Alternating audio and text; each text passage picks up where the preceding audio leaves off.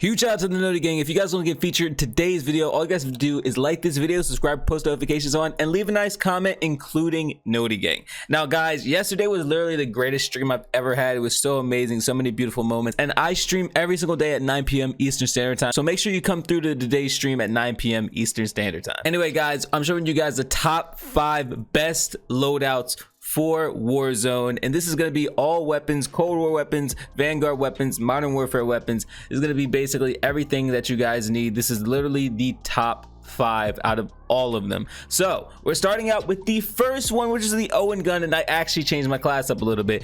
YouTubers, all of you guys out there, I need you guys to start listening to your subscribers. So I listened to the family on stream yesterday, and let me tell you, they put me on one change that literally changed everything. So we're starting out with the recoil booster for fire rate, and it reduces the accuracy a little bit, but honestly it's not a big deal. But then we moved on to the Hawkinson 142mm rapid. Now this increases the fire rate and hip fire accuracy, and reduces the accuracy, aim down sight speed, sprint to fire speed, and damage. Now I thought this was going to be a big deal. I really did, because I usually actually use shrouded for the less damage roll off a long range, bullet velocity, and limb damage. But trust me when I say this is actually the better move. Now you're going to see why in just a moment. We're going to show you guys the rest of the attachments, but this one change in particular changed my gameplay so much. So we put on the Slate Reflector for the 1.35 magnification, small rectangular sight, and precision sight picture. I usually use the niter, but I chose the Slate Reflector and I actually had more fun with it.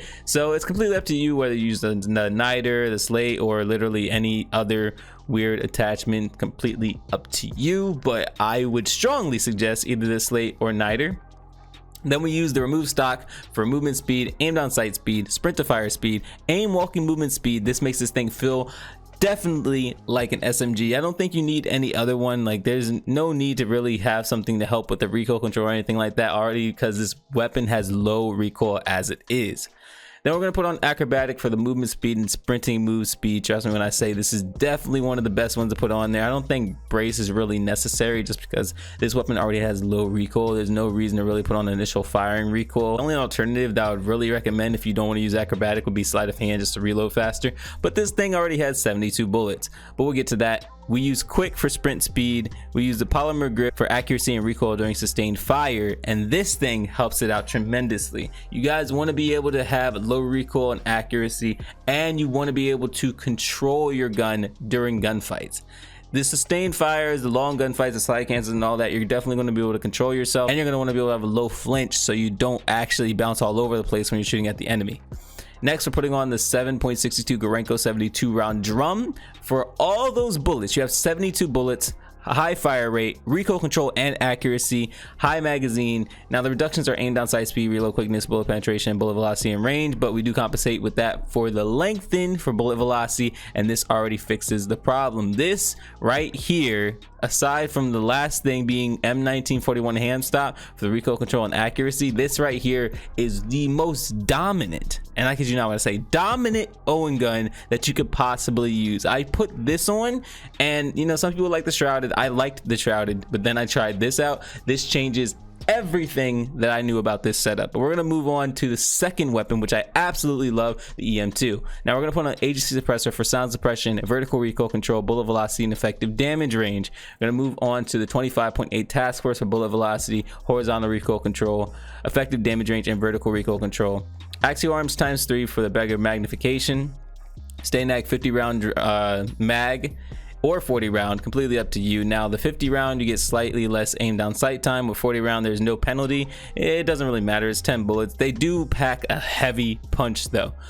I will say field agent grip is a must. You shouldn't use any of the other ones unless you don't have them unlocked. You could use foregrip until you get field agent grip unlocked, but it doesn't take that long to unlock it. So I would just say use field agent grip. It's for horizontal recoil control and vertical recoil control. And this weapon right here is actually the highest time to kill AR in Warzone. Highest TTK. Moving on, we have everyone's fan favorite brand. I need you guys to definitely try out if you haven't already. Has the MX silencer for the sound suppression, vertical recoil control, horizontal recoil control. You get a slight reduction of aim down sight speed, but that's not really a big deal, because then we put on Queen 705mm Royal for the horizontal recoil control, bullet velocity, reduced scope sway and gun bob, and damage range. Now you get a slight reduction of sprint to fire speed and aim down sight speed, but that's honestly not a big deal either. Then we put on the Svt40pu Scope 3 to 6 times for the better magnification, for the better magnification and accuracy. Trust me when I say you're probably not going to use it 6 times that much, but I mean it still is helpful every now and then. And the 3 times, it just basically feels like there's no recoil on it. It's already a low recoil gun, but this makes it feel even less of a recoil. Put on the Queen's Model 11BH for the accuracy, flinch resistance, recoil control, and aiming stability. So then we put on tight grip for accuracy and recoil during sustained fire. Fully loaded for max starting ammo, or on hand if you want to be technically meta, you get a few milliseconds of a faster ADS. Completely up to you, but I think fully loaded would be the better option. Polymer grip for flinch resistance and accuracy and recoil during sustained fire.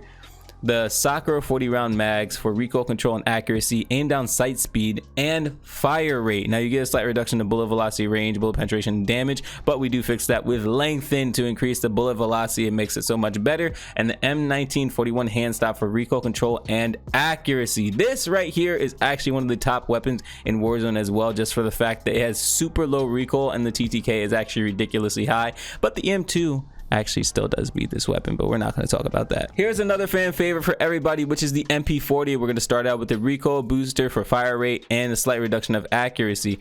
We put on the VDD 189mm short for the damage range and limb damage, where we get a slight reduction of the headshot damage. Now here's the thing, I do actually recommend some people use the Krosnick 317mm04B if you just want a highly accurate, really fast and powerful MP40. That's kind of just my suggestion if you don't want the repercussions of a headshot damage reduction and you just want the regular MP40. It still does kill ridiculously fast. This is just technically the meta one.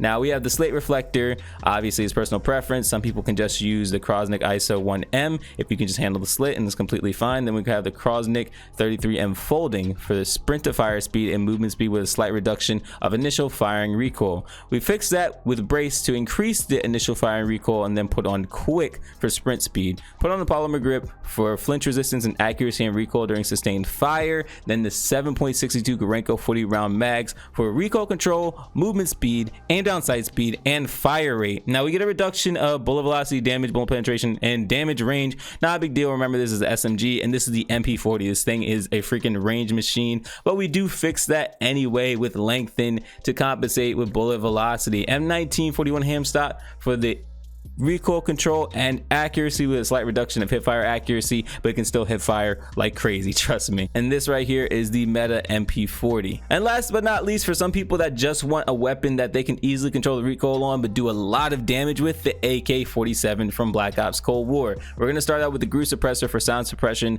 vertical recoil control, bullet velocity, and effective damage range. Now we have a slight reduction of aim down sight speed, aim walking steadiness, and aiming stability, but it's not that big of a deal, trust me. We put on the 20-inch Svt40pu RPK barrel for the bullet velocity, horizontal recoil control, effective damage range, and vertical recoil control. We once again get a reduction of aim walking movement speed, hip fire accuracy. You're not going to be hip firing this gun. Aim down sight speed and sprinting move speed, not a big deal. Remember this, we're putting on the axial arms ×3. This is going to be a mid to long range AR. You can get some short range kills, but this is the purpose is mid to long range. Then we put on the 45 round, completely up to you if you want to use a 60 round, but you have to remember if you do, you're going to get an aim down sight time reduction, and I honestly think 45 rounds is enough to even wipe out a full team.